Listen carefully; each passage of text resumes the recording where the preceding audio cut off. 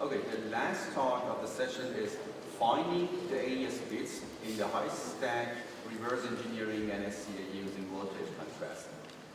The paper is written by Christian Kison, Jürgen Frinken, and Christoph Paar from Rome University Bochum. And Christian is giving the talk. Thank you for the introduction. So, as you said, the title of my talk is Finding the AES bits in the Haystack, reverse engineering and side channel analysis using voltage contrast. And what I want to show you in this talk is basically how the scanning electron microscope becomes a powerful tool for hardware reverse engineering, improving the existing side channels, but also has its own side channel which can be used in a side channel attack. So for the outline, I'm going to first give you a short motivation for hardware reverse engineering. After that, we will get into the physical understanding of the voltage contrast, first the passive and active, and after this more complicated one actually with the capacitive coupled voltage contrast, or short CCDC. After this, we will use this voltage contrast as a side channel to help the hardware reverse engineer, but also to have a special correlation. In the end, I will give you a short conclusion in the future work in this topic. So first of all, the golden rule for this talk will be the hardware reverse engineering. As we just heard, if you know how your AES, for example, in the AES looks like, you can easily perform the side channel attack. So, how do we do hardware reverse engineering? There's a simple straightforward approach. It's called the sand and scan approach, where you just delayer or deprocess the whole chip. So basically, polish off layer by layer, each time taking an image of the layer, putting these images together again on top of each other, and do some interpretation and netlist extraction out of the whole chip. Once you have your huge netlist, for example in this big chip, and you can now start to search your region of interest within this netlist. As you may think, this is a pretty huge netlist, and if you want to do this manually, you can do it, but it will take a lot of time. Actually, even more time than seconds in the image say. So, especially for today's IC chips with billions of gates and billions of transistors, we have no way to do this manually anymore. It's just infeasible. Therefore, if we have some method for finding our region of interest, it would be a great help. But as I just showed you, the chip is quite huge. It's basically the search for the needle in the haystack. So, our needle, finding our region of interest. Of course, if you find your region of interest as a hardware reverse engineer, you're pretty lucky. Since you don't have to plannerize the chip anymore, you can just concentrate on this small area and say, I only want nice images of this small area, and can neglect all the rest of the chip. Once you find your region of interest, of course, you can do precise border attacks, for example, shoot with a laser on flip-flops, do some UV light attacks, whatever you want to do. But it was also, as the previous talks just shown you, it's also a good way to improve your existing EM side channel attack if you already know where the circuit in your die is. So far, of course, we can do some course extraction already. We can say the AES will not be in the flash, it will not be in the RAM, in the I/O, but still we have a huge area where the AES can be. So far, multiple approaches are suggested by the community. Of course, I can't go into the details of every one of these, but they're basically based on different side channels or different physical characteristics of the chip by the one. For today, we want to concentrate on the voltage contrast or E-beam probing. Maybe a short introduction into the history of failure analysis. Actually, the voltage contrast is used for many years by the failure analysis community. Actually, during my research, I even encountered some of the old typewritten papers, just that old, let's say 1960s, and they're using it mainly for locating battery connected wires or some structures which have a high resistance. In general, the voltage contrast uses the negative charge of electrons in some kind of beamform. They are usually two devices that support this voltage contrast, which are the commercial EV prober, which are very fast actually, but they are also really specialized and therefore quite expensive. But they also have some nice additional features like non-contact voltmeter, so you can even quantize some of the voltages on top of the chip surface. Again, like I said, today we have this scanning electron microscope, which is comparable slow, of course, in comparison to the E-beam prober. It's, let's say, mid-cost for now, and the good thing is it's academically well distributed. It's well distributed in many academic fields. It means maybe your university already has one somewhere in the storage room. You just need access to this. So, our target for today will be the Atmel X Mega processor. Actually, we're using it as a proof of concept, as it's a widespread controller that's easy to program. And the good point is it has its own AES coprocessor that we want to hardware reverse engineer today. But also performance culture that I take on this. So, before going into any physical details how the voltage contrast works, I want to show you what happens if you put this Atmel X Mega controller inside a scanning electron microscope. So first of all, you decap the package with some fumarole acid or some other acid you want to go with, so you can see the bonding wires in the top layer and the die actually. We put our X Mega into the SAM and get a nice picture already. Of course, in the SAM we always have to deal with the vacuum chamber. That's the only special thing in this SAM is that you need some connection, some wires to connect the device so you can power up the device within this vacuum chamber. And now once we start triggering the AES and zoom in of course a little bit, we can already see that this region in the bottom right corner now is flickering a lot when the X Mega is just running at full speed. That's of course the main thing. If you just now activate AES, this area is not blinking anymore, so we can already be sure that this area is our AES. And this was done now if you neglect the decap package step in the vacuum chamber within seconds. You just have to activate the AES. So, for the physical understanding of the passive and active voltage, I hope some of you or most of you know how a SAM works. It's basically a tool to scan the surface of structures with an highly accelerated primary beam electrons. Now, due to the impact of the electrons on the top surface, multiple electrons are getting hit out, which are relatively small in energy and therefore can be quite easily gathered or sucked away. Now the emission detector sucks away every possible electron it can get, and depending on how much electrons you get, you have a brighter image or a darker image, basically. So now what happens if our structure on the left gets slightly positively charged? We can see that some of the secondary electrons are getting pulled back due to the positive electrical field of the structure. For example, this can be a 3 voltage positive signal on the top of the chip. And now, especially considering the yield of the left side and the right side, we have some brightness differences in our image, which I want to show you now.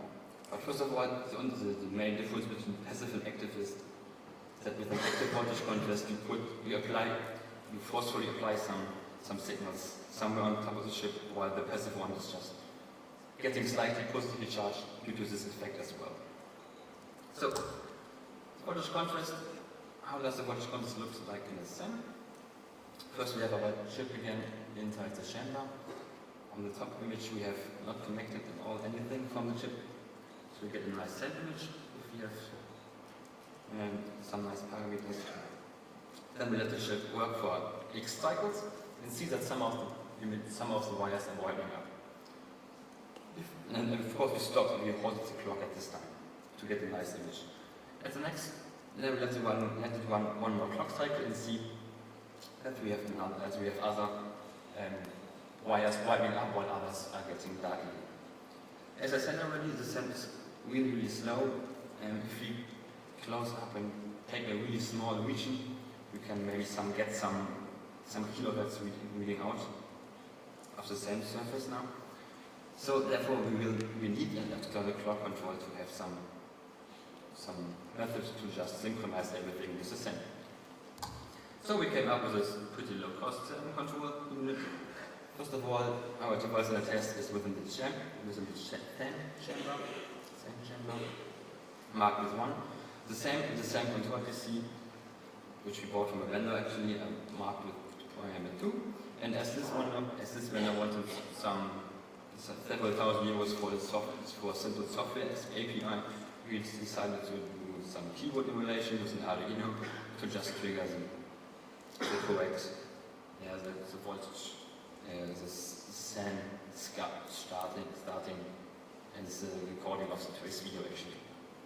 Of course, the controller is also doing the generated clock. We have everything synchronized nicely. We have another PC marked with 4. That's just talking to the device under test for the usual AES plain text, ciphertext, and the key setting. So far I talked about active and passive voltage contrast. These are actually only possible if you do not have any passivation layer on top of your chip anymore. The passivation layer on top of the chip is several micrometers of dielectric. Actually, it's silicon dioxide, or you can say glass. It stabilizes the whole chip, and this whole chip is covered with this silicon dioxide as it stabilizes everything. So this capacitive coupled voltage contrast now has 2 phases, which are separated by the clock cycle. This is quite important. It means we have a charging up phase. Then the clock cycle happens, and right behind the clock cycle we have to be fast, and emulation phase has to take place. Again, as we have to be quite fast, we need an external clock control. Now with the schematic on the bottom, please note this is not a transistor. We are talking about the top metal layer and the second metal layer, even though this looks quite the same sometimes. And of course this is schematic. Usually the passivation is way thicker than the wires, but I think we want to get the point that it's quite enough. So now what happens? We put again our chip into the sand chamber, let it run for X cycles, stop the clock, and we can see some of the wires have a positive signal, while others are grounded or have a negative signal, a 0 and a 1. What happens now in the sand is scanning above the surface is that we have, due to some capacitive coupled effect, since we have a dielectric on top of this, electrons just accumulate on the top surface, as we have a positively charged capacitor over here and the negative charge over there. We call these electrons now accumulated charges. Now, if I now press and go to the next slide, please note that we have a clock cycle taking place, which will invert every possible signal we have on this slide. So the plus V voltage gets to ground, and ground gets to plus V voltage. You can see. Now, what happens? As I said, we have to be quick. What happens when the sand scans again the surface? Due to the capacitor being changed here, it tries to push away all electrons, and once a single electron comes hit inside the structure on the surface, we have some kind of avalanche or bowling effect, you can say, that hits out a lot of electrons. And this, of course, is quite the opposite on the other side, as all the electrons are just getting sucked away from the surface again to neutralize everything. So we will get some really bright images or some really dark, some really bright wires or some really dark wires in this case. So that's what it looks like.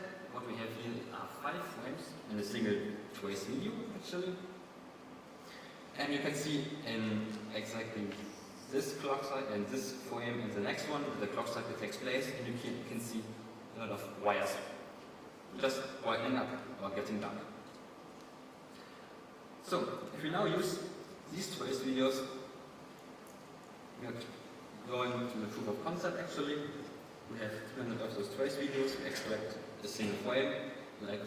Like I said, in this example it will be the 4th or 5th frame, as they have nice watch contrast images. We assume we know the key and the plain text. And with this we know every possible intermediate AES bit. We just take these, we correlate them with our frames that we just extracted, and do a normal Pearson correlation, so a basic CPA as you all should know. We did this with intermediate AES bits and watch contrast video frames, but we also did this with combinations of 2-bit logic functions of intermediate bits for some kind of side channel analysis for reverse engineering approach. And we also did a simple side channel analysis which is working on a single trace without the knowledge of the plain text or key. But due to the limited time, I will only talk about the first point, which is intermediate AES bits.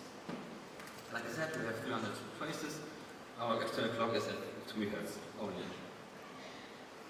Out of the correlation, we get located correlation frames. I call them just like this. And in the next slide, we'll get an example for one. I hope you can see this. Yeah. So we try to find to locate bit 1 of the subbyte 1 function of the AES.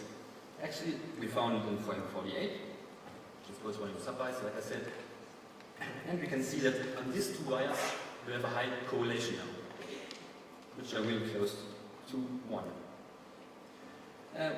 What we immediately discovered was that this is not only the case for the byte 1, but also for byte 2, byte 3, byte 4, and so forth, which means, well, the AES coprocessor of XMega is sequentially byte-wise pipelined, and we've probably found some common load store unit on top of the surface, and so on. So, nice, we already have our first result of the AES XMega controller. Now we will use this image, the correlation image, in 2 possible ways. The first one is as a hardware reverse engineer. Well, this XMega is already in the SAM. Let's take some nice, highly resoluted SAM pictures. Overlay them with a just seen correlation image, and make it somewhat transparent, so we can see these dark clouds, which are the correlation image from the last slide. Now, if we try to map this, if we try to find this wire on top of the highly resolution image, we were actually able to find it in this red wire.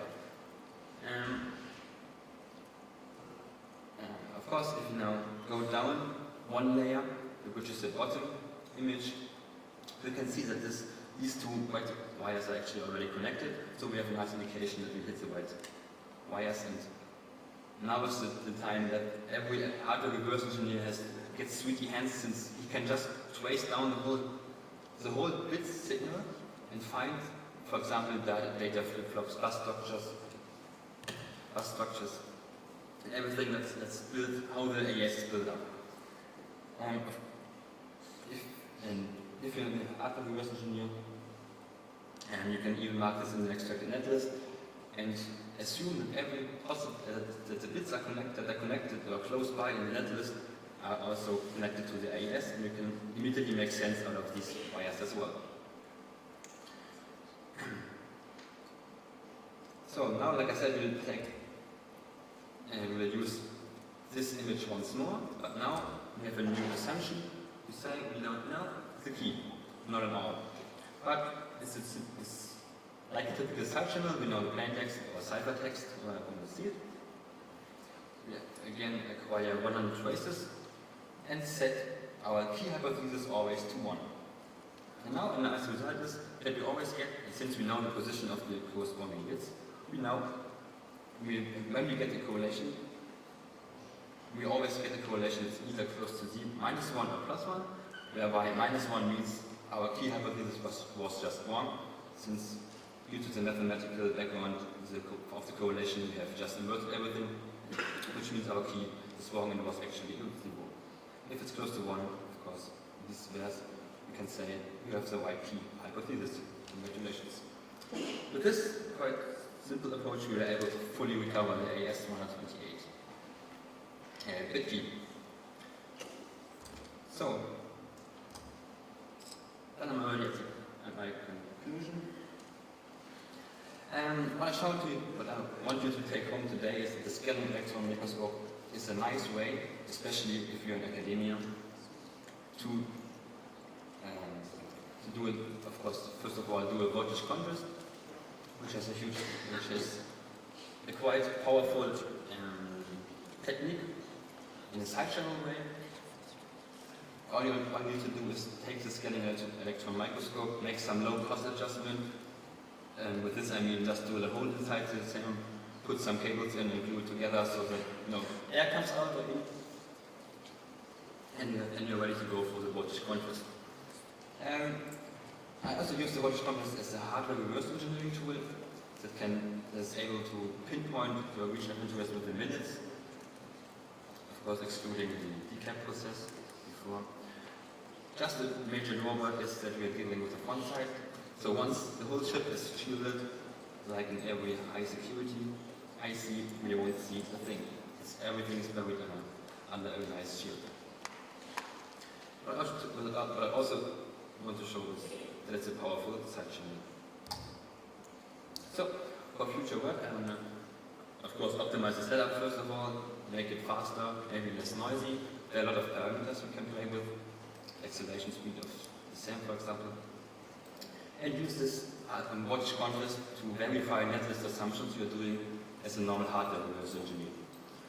Maybe we can even go even further and say the voltage contrast can be used as a hardware debugging tool that can be used on the fly while the chip is running. And another nice feature is that research shows already that it's possible for a CZVC backside attack done by Schlangen et al. So, that's it for my talk. Thank you.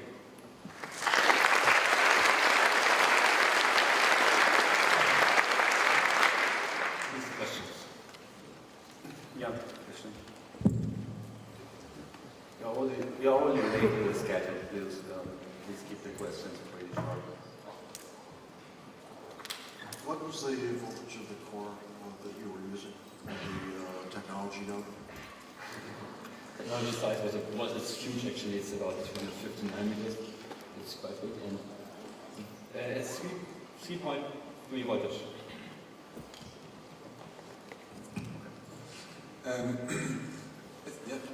Thanks for the talk.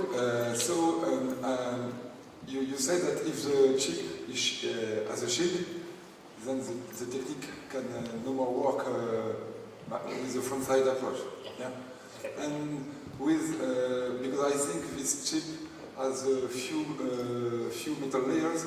If you take a chip with 10 metal layers and the interconnection metal layers of the cryptocoprocessor don't go to the top metal layers, then the technique won't work. Of course. Yeah. Okay. So let's see next year when you will apply the backside technique.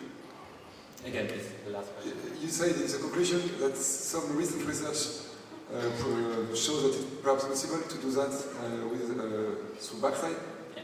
But in this, it's not my publication, but it's possible, but they did it in a very small area only, since they had some temperature issues.